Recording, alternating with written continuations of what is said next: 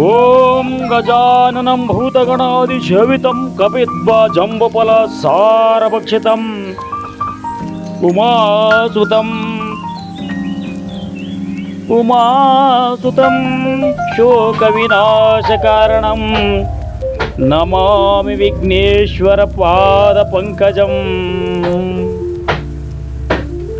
ಸರ್ವವಿಘ್ನೋಪಶಾಂತೆ.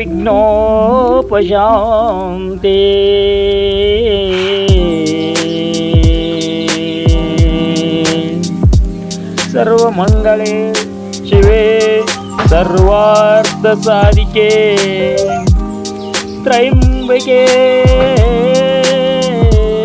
ಗೌರಿ ನಾರಾಯಣೇ ನಮೋಸ್ತುತೇ.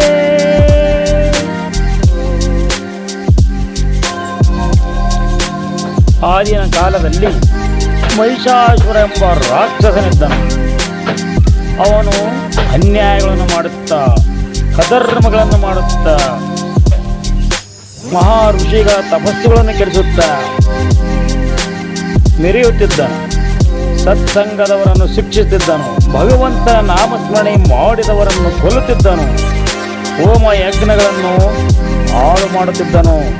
ತನ್ನ ರಾಕ್ಷಸರ ಸೈನ್ಯವನ್ನು ಕಟ್ಟಿಕೊಂಡು 3 ಲೋಕಗಳನ್ನು ಗಡಗಡನೆ ನಡುಗಿಸುತ್ತನು. ಇಂದ್ರನ ಸಿಂಹಾಸನವನ್ನು ಕಸಿದುಕೊಂಡನು. ತಾನೇ ಇಂದ್ರನೆಂದನು. ಎಲ್ಲ ದೇವಾನ ದೇವತೆಗಳಿಗೂ ಅವನು ಜಗ್ಗಲಿಲ್ಲ, ಬಗ್ಗಲಿಲ್ಲ.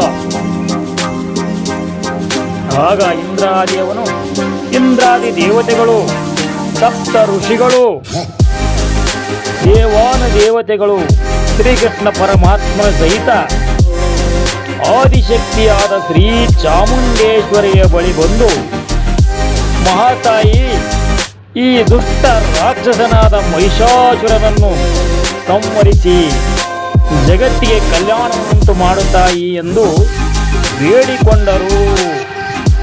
ಆಗ ಆದಿಶಕ್ತಿ ತಾಯಿಯು ಪ್ರಸನ್ನಳಾಗಿ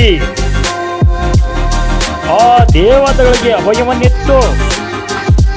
ಈಗ ನಾನು ತಕ್ಷಣವೇ ಮಹಿಷಾಸುರನ ಸಂಹಾರಕ್ಕೆ ಹೋಗುತ್ತೇನೆ ಎಂದು ನುಡಿದು ಸಿಂಹಾರೂಢಿಣಿಯಾಗಿ 8 ಬಾಹುಗಳನ್ನು ಹೊಂದಿ ಶಂಖ, ಚಕ್ರ, ತ್ರಿಶೂಲ, ಗದ, ಕತ್ತಿ, ಗುರಾಣಿಗಳನ್ನು ಹಿಡಿದು ಹೊರಟಳು. ಚಾಮುಂಡೇಶ್ವರಿ ತಾಯಿಯು ರಣರಂಗದಲ್ಲಿ ನಿಂತು, ಎಲೇ ಮಹಿಷಾಸುರನೇ, ಬಾ, ನನ್ನೊಡನೆ ಯುದ್ಧ ಮಾಡು, ನನ್ನನ್ನು ಸೋಲಿಸು ಎಂದು ಗರ್ಜನೆ ಮಾಡಿದಳು. ಆಗ ಮಹಿಷಾಸುರನು, ಆ ಕ್ಷೆತ್ತ ಹೆಣ್ಣು ಮಕ್ಕಳ ಒಡನೆ ನಾನು ಯುದ್ಧವನ್ನು ಮಾಡುವುದಿಲ್ಲ. ನೀನು ಯಾರ ಇಂದ ಬಂದಿರುವೆಯೋ ಅವರನ್ನು ಕರೆಸು, ಅವರೊಡನೆ ಯುದ್ಧ ಮಾಡುತ್ತೇನೆ ಎಂದು ನುಡಿದನು. ಆಗ ತಾಯಿಯು, ಎಲೇ ರಾಕ್ಷಸನೇ, ನಿನ್ನ ಸಂಹಾರಕ್ಕಾಗಿ ನಾನೇ ಬಂದಿರುವೆ. ನಾನು ಆದಿಶಕ್ತಿ, ಬಾ, ನನ್ನೊಡನೆ ಯುದ್ಧ ಮಾಡು ಎಂದು ಪುನಃ ಕರೆದಳು. ಆಗ ರಾಕ್ಷಸನು ಯುದ್ಧವನ್ನು ಮಾಡಲು ತಾಯಿಯೊಡನೆ ಯುದ್ಧ ಮಾಡಿದನು. ತನ್ನ ಭೀಕರವಾದ ಅಸ್ತ್ರಗಳನ್ನು ತಾಯಿಯ ಮೇಲೆ ಪ್ರಯೋಗ ಮಾಡಿದನು.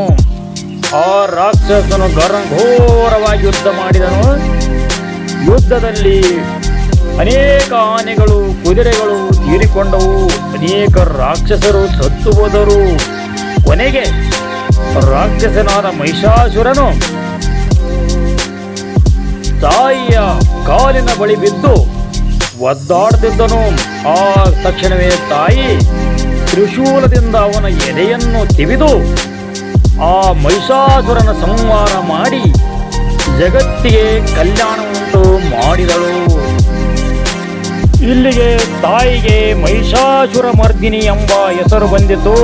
ದೇವತೆಗಳು ಬಂದು ತಾಯಿಯನ್ನು ಪೂಜಿಸಿದರು. ಹರ್ಷೋದ್ಗಾರವಾಯಿತು. ಜಗತ್ ಕಲ್ಯಾಣವಾಯಿತು.